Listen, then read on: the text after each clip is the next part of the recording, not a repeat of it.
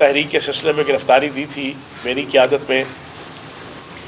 میں نے ہفتہ پہلے جس دن جیل بھرو تحریک کا اعلان کیا تھا عمران خان صاحب نے، میں نے اس وقت اعلان کیا تھا کہ راولپنڈی شہر کا سب سے پہلا اگر کوئی قیدی جیل بھرو تحریک کا ہوگا تو وہ فیاض الحسن چوہان ہوگا. اور میں اس پہ اللہ پاک کے کرم سے قائم رہا. میں آج اس پریس کانفرنس کے ذریعے سے سب سے پہلے شاہ محمود قریشی صاحب کو، اسد عمر صاحب کو اور پی ٹی آئی کی ساری لیڈرشپ کو خراج تحسین پیش کروں گا کہ جنہوں نے اپنے قائد عمران خان صاحب کی قیادت میں اس جیل بھرو تحریک میں دامے درمے سخنے اپنا کردار ادا کیا. کچھ لوگوں نے 10 دن، کچھ لوگوں نے 8 دن، کچھ لوگوں نے 6 دن جیلوں میں اپنا وقت گزارا. اور میرے ساتھ یہاں پر اس وقت میرے حلقے کے قاسم شاہ صاحب، ابراہیم ہو، سب ہمیں پسند ہے، خون ہو کہ رنگ ہو.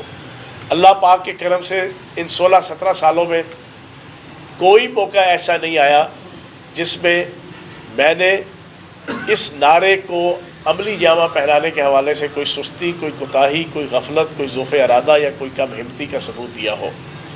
اس جیل بھرو تحریک میں بھی لوگوں نے گرفتاری سے 2-3-4 دن پہلے مخالفین نے عجیب و غریب قسم کے، اور نون لیگ اور پی ڈی ایم کے جو سوشل میڈیا ایکٹیوسٹ تھے وہ بڑے عجیب و غریب قسم کے تبصرے کرتے رہے. لیکن جب پوری جرت اور ہمت کے ساتھ میں نے کمیٹی چوک پہ پوری میڈیا کے سامنے اور پبلک کے سامنے کا منہ بند ہوا تو پھر ایک دوسری سازش کی گئی. اس سازش کے اندر موجودہ وزیر داخلہ پی ڈی ایم کا رانا ثناء اللہ پراپر شریک تھا. میرا یہ کہنا ہے کہ آج سے گرفتاری سے 3 دن پہلے میرا فیس بک پیج ہیک کرنے کے بعد اس کے اوپر جو ننگی تصویریں چڑھانے کے بعد میری شخصیت، میری پرسنالٹی، میرے امیج کو ڈیگریڈ کرنے کی جو ناکام کوشش مخالفین نے کی تھی، دوسری کوشش رانا ثناء اللہ کی سرپرستی میں وہ 24 تاریخ کو اس وقت کی گئی کہ جب 3 بجے میں نے گرفتاری دی پوری شان کے ساتھ، پورے ولولے کے ساتھ.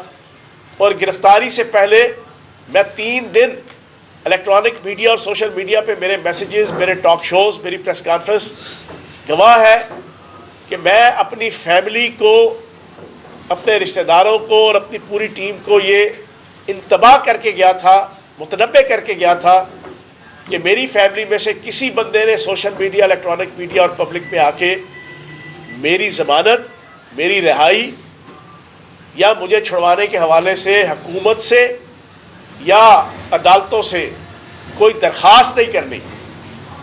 مین آبجیکٹو میرا یہ مخالفین کو، رانا ثناء اللہ کو، کرائم منسٹر شہباز شریف کو، بلا وجہ بھٹو کو، ان کو یہ میسج دینا تھا کہ عمران خان کی کال پہ ہم ہر قسم کی قربانی دینے کو تیار ہیں.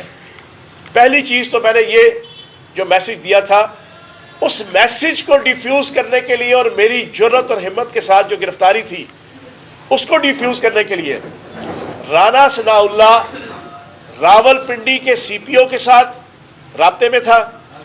مجھے 3 بجے گرفتار کرنے کے بعد 3:30 بجے بندرہ کے ایک جی ٹی روڈ کے ہوٹل پہ نماز کے بہانے ایس ایچ او تھانہ وارث خان اور اس کی ٹیم نے اتارا.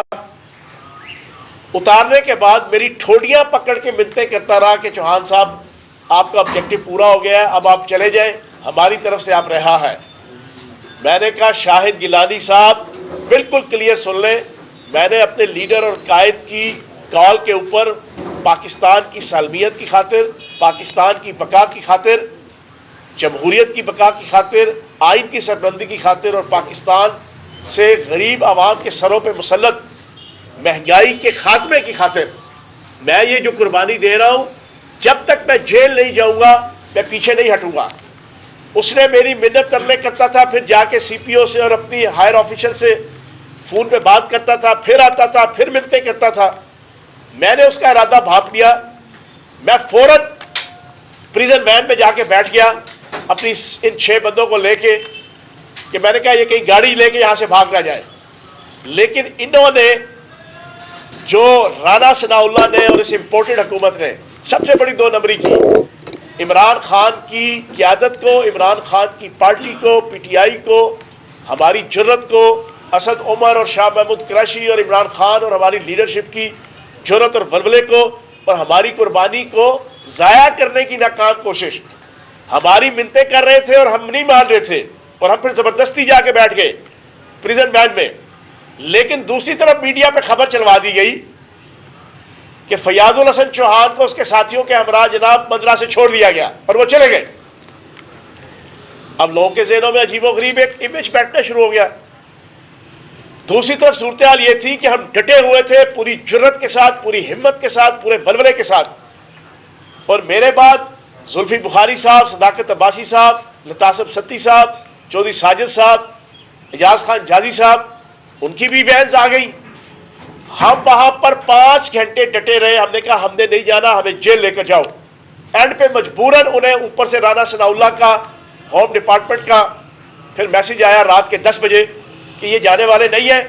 تو انہوں نے ہمیں پھر اڈیالہ جیل لے کر گئے. وہاں سے پھر میں نے میسج چلایا اپنا کہ یہ رانا ثناء اللہ، نون لیگ کا میڈیا سیل، بیگم صفدر کا میڈیا سیل انتظامیہ کے ساتھ مل کے یہ جھوٹا پروپیگنڈا گوئبلز کا، بیکاولی کا اور چانکیا کا جناب پروپیگنڈا کر رہے ہیں. عمران خان کے سپاہی یہ سوچ بھی نہیں سکتے اور فیاض الحسن چوہان یہ سوچ بھی نہیں سکتا کہ وہ میدان سے بھاگے. اللہ پاک کے کرم سے میری 40-43 سال کی سیاست میدان میں کھڑے ہونے کی ہے، زخمی ہونے کی ہے، سینوں پہ زخموں کے پھول سجانے کی ہے. مری روڈ راولپنڈی کی یونیورسٹیاں، کالجز اور گلیاں اور محلے گواہ ہیں. یہ صحافی سارے دوست جانتے ہیں. تو یہ تو ہم نے قربانی دی. اس کے بعد ہم سیاسی اسیر تھے، ہم سیاسی قیدی تھے.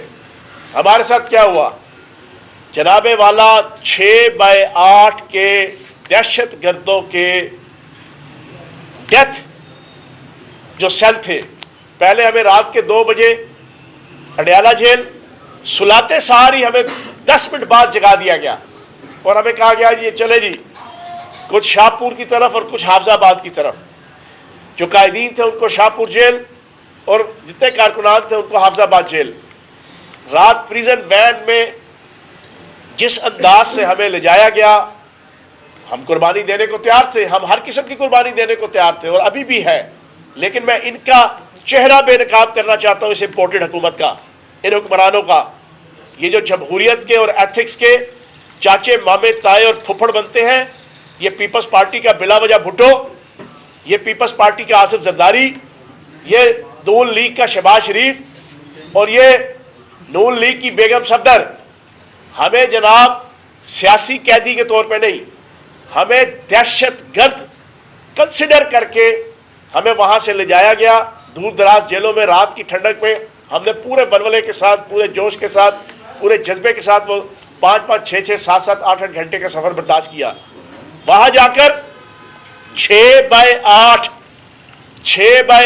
کا ڈیتھ سیل جو دہشت گردوں کے لیے استعمال ہوتا ہے، 6/8 کا، اس 6/8 کے سیل کے اندر واش روم کوئی دروازوں کا اور کھڑکیوں کا اور دیواروں کا واش روم نہیں. اسی 6/8 کے چھوٹے سے ڈربے کے اندر وہ جناب آپ کی سیٹ تھی جناب، چھوٹا پیشاب اور بڑا پیشاب کرنے کی، وہاں پہ ہمیں ڈال دیا گیا. ہم سیاسی قیدی تھے، ہم نے کوئی جرم نہیں کیا تھا، ہم نے بم دھماکہ نہیں کیا تھا،